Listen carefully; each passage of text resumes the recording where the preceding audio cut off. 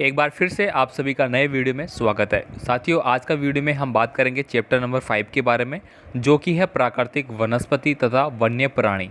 अब यहाँ पे चैप्टर का नाम से ही आप समझ गए होंगे कि हम क्या पढ़ने वाले हैं। ठीक है, तो यहाँ पे हम पढ़ने वाले हैं प्राकृतिक वनस्पति। प्राकृतिक वनस्पति क्या होती है? जो हमें प्रकृति के द्वारा मिलती है। ये कहाँ पर हमें मिलती है? ये दोस्तों हमें जो जंगल है, वन है, वहाँ पे हमें प्राप्त होती है। तथा वन्य प्राणी, वन्य प्राणी का मतलब भी आप समझ चुके होंगे। वन्य मतलब वन, ठीक है। वन मतलब जो जंगल के इलाके होते हैं, ठीक है, वहाँ पे रहने वाले जो प्राणी हैं उनके बारे में हम डिस्कस करेंगे। अब आप समझ गए होंगे, आप थंबनेल आपने देख चुका होगा, तो थंबनेल में आपने देखा होगा कि हमने वन्य जो प्राणी है जैसे कि हाथी, गैंडा, चीता, टाइगर, ठीक है, चिड़िया वगैरह, ये जो जंगल में पाई जाती है उनको हम वन्य प्राणी बोलते हैं। जैसा कि दोस्तों आप कभी घूमने गए होंगे चिड़ियाघर वगैरह, तो वहाँ पे जो हमें जीव जंतु दिखाई देते हैं वो सारे क्या है? वन्य प्राणी हैं। लेकिन उनको मनोरंजन की दृष्टि से देखने के लिए एक चिड़ियाघर, एक अजायब घर बनाया जाता है जिसमें उनको रखा जाता है। ठीक है, तो चलिए अपन यहाँ पे डिस्कस कर लेते हैं। पहले सबसे पहले पूरा जो चैप्टर है उसके बारे में। लास्ट वीडियो में दोस्तों हमने क्या बात किया था? लास्ट वीडियो में दोस्तों हमने 3-4 चैप्टर पढ़ चुके हैं भूगोल के, जैसे कि अक्षांश देशांतर जो रेखाएं, भारत की आकार और स्थिति के बारे में, भारत का जो स्वरूप है उसके बारे में, अफवाह तंत्र उसके बारे में, और लास्ट जो हमने पढ़ा था वो पढ़ा था हमने जलवायु के बारे में। ठीक है, तो आप उन वीडियो को एक बार वापस से देख सकते हैं। अगर आपने नहीं देखा है तो आप उसको देखिए, आपको बहुत सारी बातें हैं वो क्लियर हो जाएगी। तो चलिए अब ज़्यादा टाइम नहीं लेते हुए स्टार्ट करते हैं आपका चैप्टर। यहाँ पे सबसे पहले हम बात करेंगे इंपॉर्टेंट बातों के बारे में जो चैप्टर के रिगार्डिंग दी गई है। यहाँ पे देखिए, प्राकृतिक वनस्पति, वनस्पति का वह भाग है जो मनुष्य की सहायता के बिना अपने आप पैदा होता है और लंबे समय तक उस पर मानवीय प्रभाव नहीं पड़ता है। प्राकृतिक या वनस्पति कहलाती है, अक्षत वनस्पति कहलाती है। अब इस लाइन से दोस्तों क्या अपना डिस्कस निकल के आ रहा है? मतलब इस प्रकार की वनस्पति जिस पर मनुष्य की सहायता, यानी कि मनुष्य जो मानव जाति है उसने किसी प्रकार की उसके लिए सहायता नहीं की है, ऑटोमेटिक प्रकृति के हिसाब से उनका निर्माण हुआ है और वो अपने अकॉर्डिंग वो लंबे समय तक विद्यमान रहते हैं बिना किसी मानव प्रतिक्रिया के। उसको हम क्या बोल रहे हैं? प्राकृतिक वनस्पति। अब दोस्तों आपने सुना होगा कि सवाना, घास के मैदान हो गए, बड़े बड़े जंगल आपने सुने होंगे। अगर आप अपने इलाके में भी देखें, ठीक है, जैसे कि आप अलवर के रहने वाले हैं, ठीक है, तो आप देखेंगे उदयपुर के रहने वाले हैं तो आप देखेंगे पहाड़ों के बीच में जो जंगल बसा हुआ है, कभी आप वहाँ पे गए हैं? बिल्कुल नहीं गए, लेकिन वहाँ पे वनस्पति मौजूद है। उस वनस्पति को प्रकृति के द्वारा उसका निर्माण हुआ है और मनुष्य के द्वारा कोई भी छेड़छाड़ उससे नहीं की गई है। इस तरह से आप इसको समझ सकते हैं। आई होप दोस्तों जो मैं आपको समझाने की कोशिश करता हूँ आपको समझ में आता होगा, लेकिन कमेंट 1 या 2 बंदे करते हैं जो रेगुलर देख रहे हैं। जैसे कि एक का नाम बंशीधर यादव है और एक का नाम मेरे को याद नहीं आ रहा, एक आध बस इतना ही है, बाकी तो सब पता नहीं यार क्या। आगे देखिए यहाँ पे दोस्तों, देशज वनस्पति वह वनस्पति है जो कि मूल रूप से भारतीय है, उसे देशज कहते हैं। अब देशज का मतलब ये हो गया कि किसी पर्टिकुलर एक देश की बात की जाए। अभी हम भारत के बारे में पढ़ रहे हैं तो भारत की हो गई। अब ऐसा देख लीजिए ना, आपने हिंदी में पढ़ा होगा क्या? देसी या फिर देशज, और एक होता है विदेशी या विदेशज। ठीक है, तो इससे आप समझ गए होंगे। आगे देखिए, विदेशीज यानी कि जो पौधे भारत के बाहर से आए हैं उन्हें विदेशीज वनस्पति कहा जाता है। इनको तो समझने की ज़रूरत नहीं है, तो आप समझ गए होंगे। आगे देखिए, बायोम, भूमि पर स्थित बहुत बड़ा परितंत्र है जिसमें विविध प्रकार की वनस्पतियाँ तथा जंतु शामिल होते हैं, उसको हम बायोम कहलाता है। तो इसको आप अंडरलाइन करेंगे, ये इंपॉर्टेंट आपके लिए। उष्णकटिबंधीय वर्षावन भूमध्य रेखा के दोनों ओर 5 डिग्री उत्तर तथा 5 डिग्री दक्षिण के बीच वाले वन होते हैं। अब चलिए इसको मैं बता देता हूँ ये क्या होता है उष्णकटिबंधीय। उष्णकटिबंधीय दोस्तों जो आपका यहाँ पे भूमध्य रेखा है सबसे बीच में, ठीक है, ये कौन सी रेखा है? भूमध्य रेखा। ठीक है, भूमध्य रेखा इसको बोला जाता है। अब यहाँ पे दोस्तों मैंने कल आपको बताया था कुछ चीज़ें, ये मान लीजिए यहाँ पे और ये मान लीजिए यहाँ पे। तो ये दोस्तों 5 डिग्री इधर हो गया, ये हो गया 5 डिग्री इधर, जो मिडल वाला है वो आपका 0 डिग्री है। तो ये जो इलाका बन गया आपका, ये वाला टोटल, ये वाला जो मैं बता रहा हूँ, ठीक है, तो ये दोस्तों टोटल इलाका है। ये क्या है आपका? उष्णकटिबंधीय वर्षा वन भूमध्य रेखा के बीच में पाए जाने वाला क्षेत्र है। ये 5 डिग्री उत्तर की ओर और 5 डिग्री दक्षिण की ओर होता है। इस क्षेत्र को दोस्तों मैं बता दूं कि इसमें सबसे ज़्यादा जो बरसात है, जिसको अपन बोलते हैं गुड आफ्टरनून शावर, इस प्रकार से दोपहर की वर्षा इस प्रकार से बोला जाता है, जो कि रोज़ यहाँ पे एक टाइमिंग शेड्यूल है। प्रत्येक 12 घंटे या 6 घंटे के बाद में दोस्तों यहाँ का जो मौसम है वो बदलता रहता है। ठीक है, अब आप ऊपर की कक्षाओं में जाएंगे तो अच्छे से इसको पढ़ेंगे। उष्ण कटिबंधीय वर्षा वन, इनको हम सदाबहार वन बोलते हैं। उष्ण कटिबंधीय पर्णपाती वन, कंटीले वन और झाड़ियाँ, पर्वतीय वन और मैंग्रोव वन, इनको 5 भागों में बांटा गया है। उष्ण कटिबंधीय पर्णपाती वन में पाए जाने वाले कुछ जो वृक्ष है वो किस प्रकार के हैं? साल वृक्ष, सागौन, बांस, चंदन, खेर, अर्जुन, सहतूत, पीपल, नीम आदि। ये जो पेड़ दोस्तों आपको बताए गए हैं ये उष्ण कटिबंधीय है। अब उष्ण का मतलब क्या होता है? गर्मी। ठीक है, आपने सुना है क्या? 2 प्रकार की चीज़ सुनी होंगी आपने। एक तो होता है शीतोष्ण, सुना है ना आपने, शीतोष्ण, और एक होता है उष्ण कटिबंधीय। शीतोष्ण का मतलब हो गया शीत, मतलब सर्दी का बात कर रहे हैं अपन, और उष्ण कटिबंध का मतलब क्या हो गया? गर्मी की बात कर रहे हैं। तो जो दोस्तों अभी मैंने यहाँ पे ये डायग्राम के बताया मैंने आपको, ये भूमध्य रेखा और ये 5-5 डिग्री है, तो ये जो भाग है दोस्तों ये आपका मतलब यहाँ पे लो प्रेशर रहता है। ठीक है, इस जगह में क्या होता है? लो प्रेशर रहता है, तो इधर से हाई प्रेशर वाली पवनें इधर आएगी और यहाँ पे बरसात वगैरह करेगी। ठीक है, आगे देखिए यहाँ पे राष्ट्रीय पार्क है वह आरक्षित वन जिसमें प्राकृतिक वनस्पति, प्रकृति की सुंदरता तथा वन्य जीवों को उनके प्राकृतिक वातावरण में संरक्षित रखा जाता है। अब आरक्षित का मतलब क्या हो गया? आप पढ़े लिखे हैं, आप जानते होंगे कि SC ST और जनरल वालों को, जो EWS वाले विद्यार्थी हैं उनको आरक्षण दिया गया है ना। आरक्षण का मतलब उनको एक कैटेगरी में इस प्रकार से डिफाइन किया गया है कि उनको अलग से सुविधाएँ मिलेंगी। समझ गए ना आप? तो ऐसा ही दोस्तों आरक्षित वन वे वन होते हैं।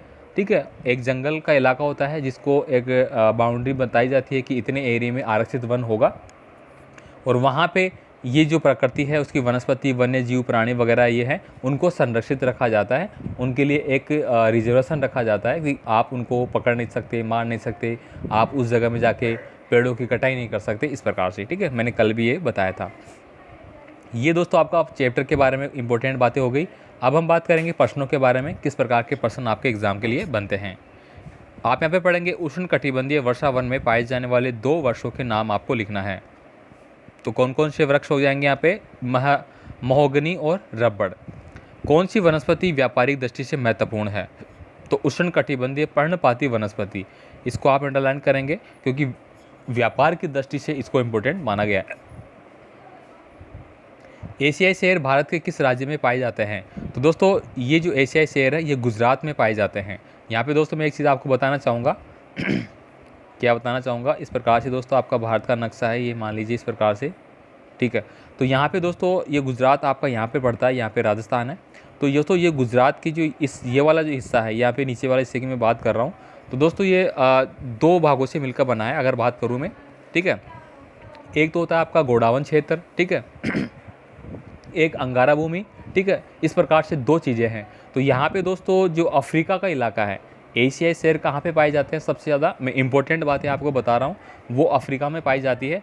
लेकिन जब यहाँ पे इनका मिलन हुआ था, जब टुकड़े होकर इधर उधर बिखरी थी पृथ्वी, तो जब ये आपस में मिले थे तो अफ्रीका का कुछ इलाका है वो यहाँ पर आके टच हो गया। ठीक है, और वहीं से दोस्तों ये जो एशियाई शेर है वो यहाँ पर ही पाए जाते हैं। ठीक है, पूरे विश्व में दोस्तों यहाँ पे पाए जाते हैं और अफ्रीका में तो है ही है। आगे देखिए यहाँ पे सिम लिपाल जीवमंडल नीचे कौन से राज्य में स्थित है? तो दोस्तों ये उड़ीसा में है, और हमने पहले दोस्तों इसके बारे में एक पर्सन पढ़ रखा है कि आपकी वुल्लर झील है वो कहाँ पे है? उड़ीसा में है। ठीक है, सॉरी वुल्लर झील नहीं, वुल्लर झील तो आपकी कश्मीर में थी।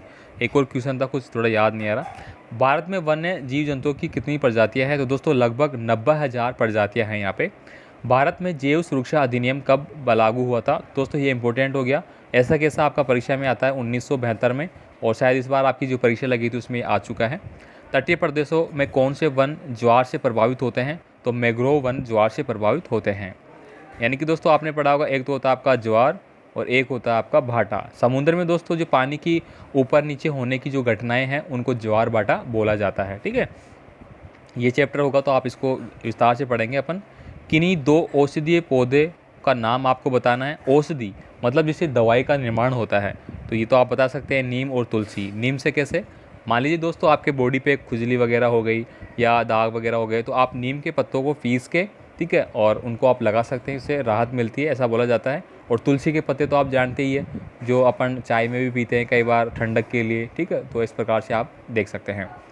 भारत में कितने प्रकार की वनस्पति पाई जाती है, तो लगभग 47,000 प्रकार की वनस्पति पाई जाती है। मतलब इतने प्रकार के जो वृक्ष है, पौधे हैं, वो यहाँ पे पाए जाते हैं। ओनली भारत की बात की गई है। इसके बाद देखिए बड़े क्वेश्चनों की बात करूँगा, तो यहाँ पे मैं थोड़ी सी रिक्वेस्ट भी करूँगा आपको, चैनल को अभी सब्सक्राइब नहीं किया तो सब्सक्राइब ज़रूर करें, वीडियो को लाइक तो कर ही दीजिए साहब यार, आपके लिए इतनी मेहनत कर रहे हैं। मतलब 8वीं क्लास में जब आप थे, मैंने आपको एक एक वीडियो बताया था, एक एक क्वेश्चन मैंने बताया था किस प्रकार से आपको परीक्षा में करना है। बहुत सारे विद्यार्थियों ने थैंक्स भी बोला कि एज इट इज़ बेस्ट प्रकार के पर्सन आपके एग्ज़ाम में आ रहे हैं, और अब जब आप 9th में आ गए, मैं आपके लिए वापस से मेहनत कर रहा हूँ, तो आप मतलब ध्यान ही नहीं दे रहे यार, ऐसा थोड़ी होता है यार, थोड़ा तो आप सपोर्ट करिए, है ना। प्राकृतिक वनस्पति किसे कहते हैं, जो वनस्पति मनुष्य की सहायता के बिना, मतलब पहली जो लाइन अपन ने पढ़ी थी वही लाइन आ गई यहाँ पे। भारत में पादपों तथा जीव का वितरण किन तत्वों पर निर्धारित होता है, तो यहाँ पे देखिए हम बात करेंगे तापमान। वनस्पति की विविधता तथा विशेषताएं तापमान और वायु की नमी पर निर्भर करती है। सूर्य का प्रकाश अधिक समय तक मिलने के कारण वृक्ष गर्मी की ऋतु में जल्दी बढ़ते हैं। यानी कि दोस्तों आपको पता है कि पेड़ पौधों का जो विकास है वो किस प्रकार से होता है, वो प्रकाश संश्लेषित क्रिया में भोजन का निर्माण करते हैं, कार्बोहाइड्रेट कहाँ से लेते हैं, पत्तियों के द्वारा जल का अवशोषण किया जाता है। तो ये सारी चीज़ें हैं दोस्तों, वो पादपों से रिलेटेड होती है। अधिक वर्षा वाले क्षेत्रों में कम वर्षा वाले क्षेत्रों की अपेक्षा सघन वन पाए जाते हैं। सघन वन का मतलब क्या हो गया, यहाँ पे एक पेड़ आ गया आपका साथ, ये पेड़ आ गया, फिर इसके पास में एक पेड़ आ जाएगा, मतलब पास पास में आपके पेड़ है वो आपको मिलेंगे, ठीक है, इसको बोलते हैं। क्योंकि ज़्यादा बरसात होगी तो जो पेड़ों के फल फूल है वो गिर जाते हैं इधर पतझड़ वगैरह में, तो वो उगाते हैं इसलिए। आगे देखिए कांटेदार वन के वृक्षों की किन्हीं 3 विशेषताओं का उल्लेख कीजिए। यहाँ पे दोस्तों ये पर्सन इंपॉर्टेंट है, आप इसको इंपॉर्टेंट रखेंगे एग्जाम की दृष्टि से, मतलब ज़्यादा आने की संभावना है, इंपॉर्टेंट तो सब कुछ होता है। ये वन 70 सेंटीमीटर से कम वर्षा वाले प्राप्त क्षेत्रों में पाए जाते हैं। मतलब वर्षा का जो स्तर है वो कम होगा तो वहाँ पे पाए जाएंगे। कांटेदार जो झाड़ियाँ हैं उनको पानी की आवश्यकता कम होती है, इसलिए वो कहीं पे भी उग जाते हैं और कहीं पे भी आसानी से सर्वाइव कर लेते हैं। सर्वाइव करने का मतलब क्या हो गया, अपना आप को सुरक्षित रख लेते हैं। इन पेड़ों की तनों की प्रकृति चूषक यानी अवशोषक होती है, जो संरक्षण के लिए आवश्यक होती है। इन पेड़ों की पत्ती मोटी तथा आकार में छोटी होती है। आगे हम बात करेंगे, ये पर्सन दोस्तों इंपॉर्टेंट आ गया, आप इसको एग्जाम की दृष्टि से क्या करेंगे, स्टार मार्क करेंगे। भारत में जैव विभिन्नता के क्षरण की 3 कारण आपको बताने हैं। जनसंख्या बढ़ने के कारण कृषि की मांग को पूरा करने के लिए वन काटे जा रहे हैं। अब देखिए जनसंख्या बढ़ेगी तो रहने के लिए जगह चाहिए, जगह चाहिए तो आप कहाँ जाएंगे, जो जंगल का इलाका था उसको काटते जाएंगे और आप वहाँ पे रहते जाएंगे, इस प्रकार से डेवलप होगा। तो इस प्रकार से जैव विविधता को प्रभावित आप कर रहे हैं। मानव जाति तथा वन्य पशु अपनी आजीविका के लिए वनों का उपयोग करते हैं, ठीक है। आप यहाँ पे देख सकते हैं साथियों, आज फिर 9:05 है रात के, और मैं जैसे भी सूटेबल टाइम निकाल रहा हूँ आप लोगों के लिए, ठीक है। डिनर करने के बाद मैं आपको टाइम निकाल रहा हूँ कि आपके लिए वीडियो में रेगुलर दूँ। कक्षा 8 के विद्यार्थी हैं उनका वीडियो में मैंने फ़िलहाल रोक रखा है, लेकिन संभावना है कि मैं जल्द स्टार्ट करूँगा, क्योंकि काफ़ी ज़्यादा बिजी शेड्यूल है, इसलिए मैं वीडियो जल्दी से बना नहीं पाता हूँ। लेकिन कोशिश है कि आने वाले समय में बहुत जल्द मैं आपको सारी कक्षाओं के जो बता रखे हैं मैंने सब मिलने वाले हैं आपको, ठीक है। अगले देखिए यहाँ पे मानव जाति तथा वन्य जो आपके पशु है वो आजीविका के लिए वनों का उपयोग करते हैं, क्योंकि जंगल में रहने वाले जीव जंतु क्या करेंगे, जो जंगल के वन है वनस्पति है उन्हीं को खाएंगे, उन्हीं के लिए जिएंगे वो, इस प्रकार से। प्रदूषण तथा रासायनिक औद्योगिक कचरा वनों को हानि के लिए उत्तरदायी रहता है। आगे देखिए भारत में किन्हीं 3 नेशनल पार्कों के नाम आपको बताना है। तो दोस्तों ये जो पहला है वो एग्ज़ाम में ऐसे कैसे पूछा जाता है, लगातार पूछा जाता है। मैं बात कर रहा हूँ कि आपकी परीक्षाओं के लिए, इसके अलावा कंपटीशन एग्ज़ाम में पूछा जाता है ये तीनों। कार्बेट राष्ट्रीय उद्यान जो कि उत्तराखंड में है, गिर राष्ट्रीय उद्यान जो कि गुजरात में है, गिर से गुजरात आप याद रख सकते हैं। कान्हा किसली राष्ट्रीय उद्यान ये है मध्य प्रदेश में, बाघों के लिए जाना जाता है, ठीक है। तो इनको आप अच्छे से याद करेंगे, ठीक है।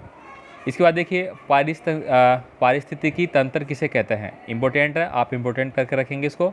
तो पारिस्थितिकी तंत्र आहार श्रृंखला की दृष्टि से पादप जंतुओं द्वारा की गई एक व्यवस्था है, जिसके द्वारा वे अपने भौतिक पर्यावरण में परस्पर अंत निर्भरता और अंतर संबंध बनाए रखते हैं।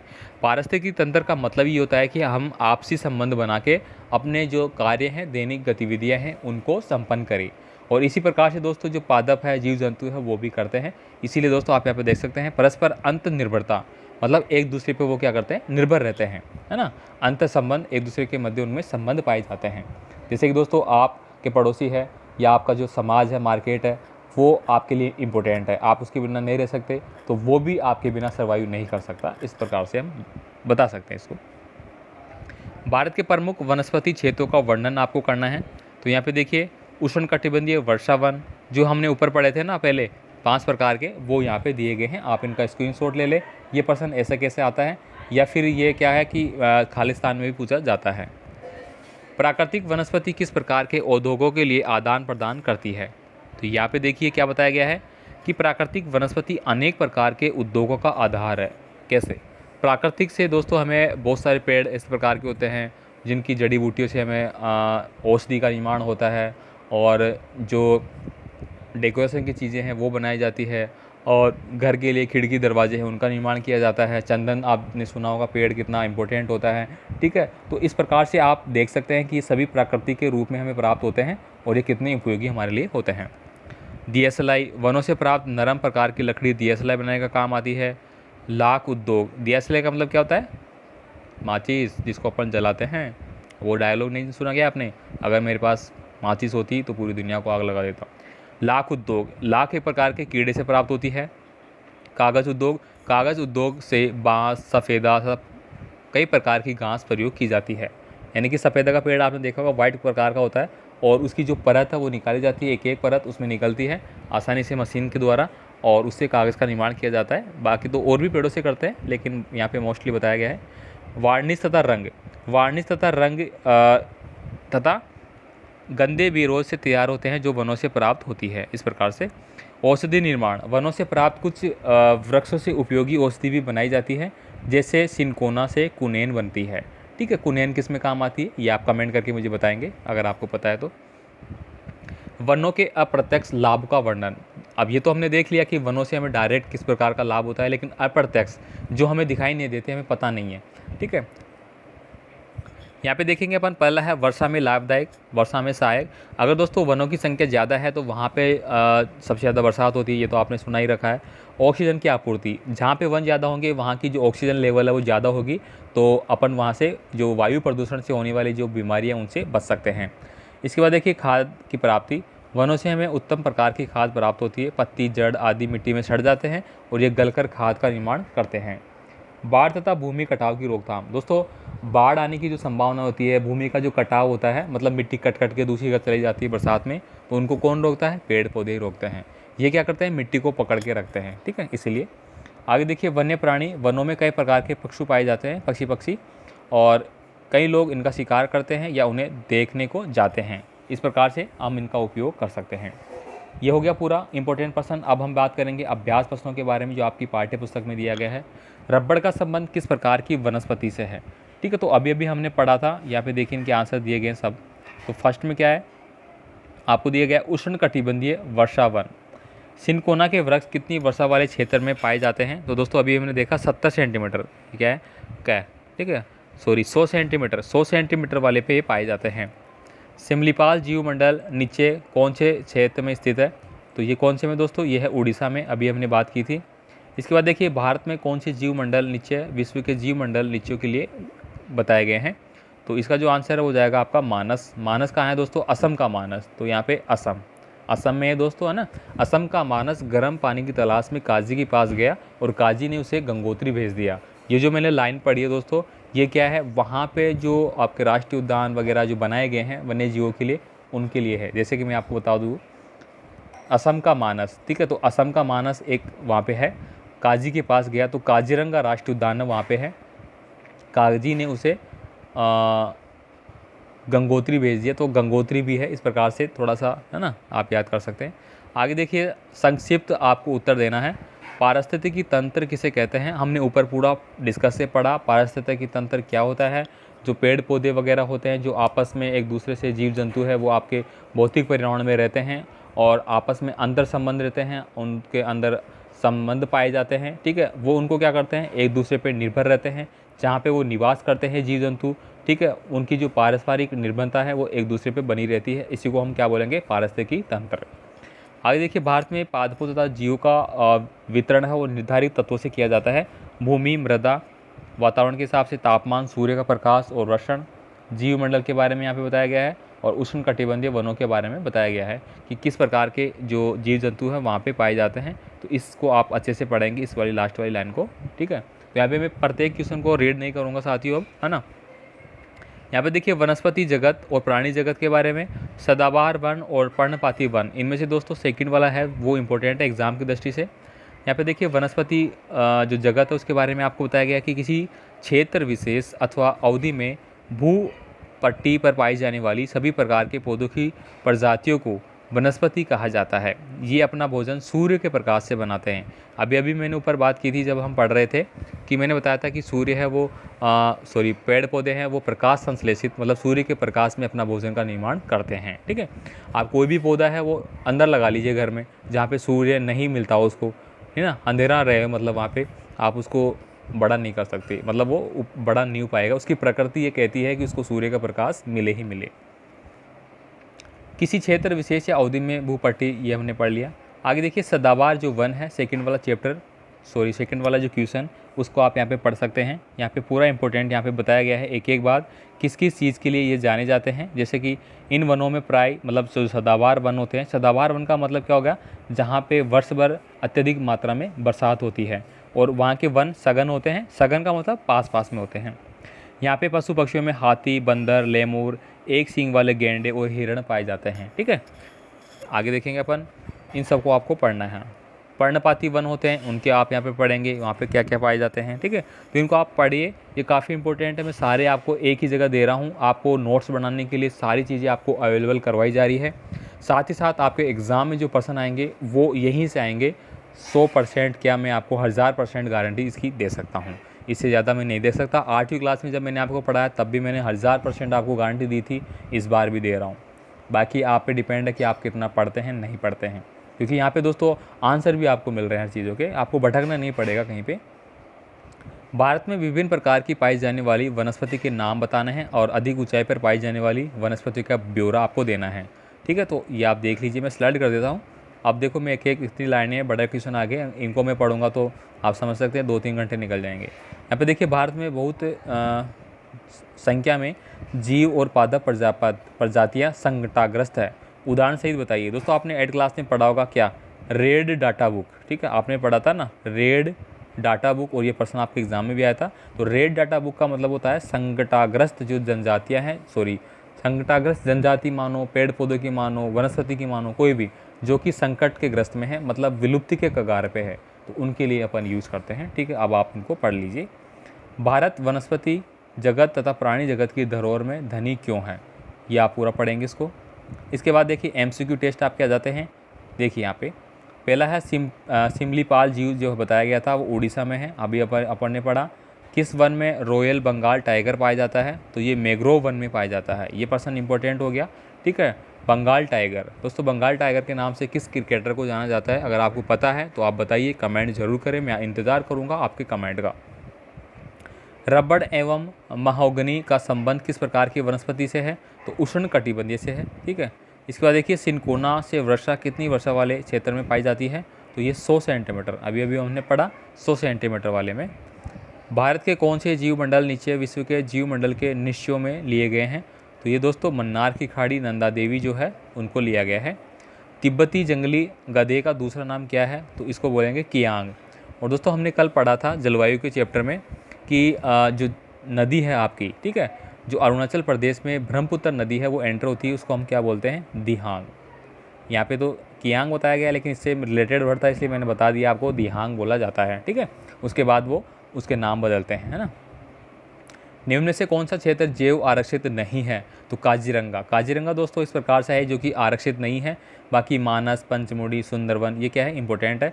पंचमुड़ी इनमें इंपॉर्टेंट है, ये पूछा जाता है आपकी परीक्षाओं में, ठीक है। तो आप इसको स्टार मार्क करेंगे। इसके बाद देखिए निम्न में से कौन सा वृक्ष की शाखाओं के समान अपवाद प्रतिरूपी प्रणाली को दर्शाता है, तो दोस्तों ये बताता है दुमाकृतिक। सुंदरवन किस राज्य में स्थित है, तो पश्चिम बंगाल में। दोस्तों सुंदरवन जो डेल्टा है वो गंगा नदी के द्वारा बनाया जाता है। हमने पढ़ा था विश्व में सबसे बड़ा जो डेल्टा है वो बनाया जाता है इसके द्वारा, और ये कहाँ पे पड़ता है, पश्चिम बंगाल में। भारत में किन क्षेत्रों में प्रवासी पक्षी पाए जाते हैं, तो आर्द्र भूमि, आर्द्र भूमि का मतलब क्या होता है दोस्तों, गीली भूमि। और भारत में दोस्तों आर्द्र भूमि के जो स्थान है वो बहुत सारे हैं, मेरे को थोड़ा आइडिया नहीं है कितने हैं, लेकिन 40 से तो ऊपर ही है शायद, है ना। शायद राजस्थान में ही है 2-3, तो जैसे कि सांबर झील हो गई, है ना। और एक और आपका जो भरतपुर वाला केवला देवी है, शायद वो भी इसी में आता है, थोड़ा याद नहीं। स्थल और जल में निवास करने वाली प्राणी को क्या कहते हैं, तो उभयचर बोलेंगे, मतलब 2 जगह कर रहा है तो उभयचर हो गया वो स्पष्ट रूप से, है ना। मानव हस्तक्षेप या बाधा से सर्वदा मुक्त वनस्पति क्या कहलाती है, तो अक्षत वनस्पति या फिर आरक्षित वनस्पति वो कहलाती है, आरक्षित वनस्पति, है ना। किन राज्यों में वनों का क्षेत्रफल सबसे अधिक है, तो नागालैंड में है। जेद और जीवाणु प्रतिरोधक वनस्पति है, तो वो क्या है, नीम। अभी अभी पढ़ा, मैंने बताया था ना, प्रतिरोधक, यानी कि आपको दांत खाद खुजली वगैरह इस प्रकार की कोई बीमारी होती है तो ये हमारी प्रतिरोधक क्षमता को बढ़ाती है, इसलिए इनका उपयोग करते हैं। जीवाणु, जीवाणु मतलब जो खाद कवक जो रोग होता है खुजली वगैरह में, उसको कवक रोग बोलते हैं, और वो जीवाणु के कारण होते हैं, छोटे छोटे, है ना। एशियाई शेरों का प्राकृतिक वास स्थल गिर राष्ट्रीय उद्यान भारत के किस राज्य में है, तो गुजरात में है, ये हमने पढ़ा था। तो यहाँ पे देखिए मैंने पूरा बता दिया है आपको, सभी प्रश्नों को पूरा डिस्कस है।